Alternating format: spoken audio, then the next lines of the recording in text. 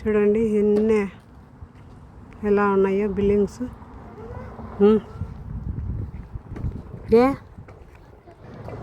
చూడండి బిల్డింగ్స్.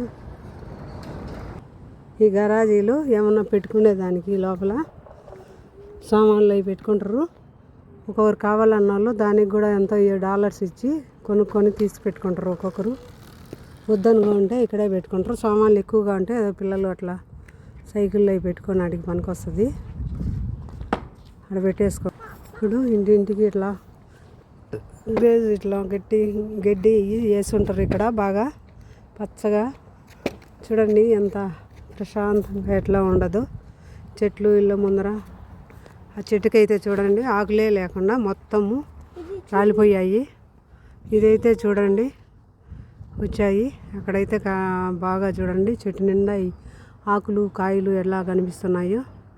ఇదే అండి అయోవా చిటార్ రాపిడ్స్ అండి ఫ్రెండ్స్.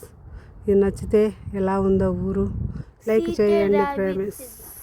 చిటార్ రాపిడ్స్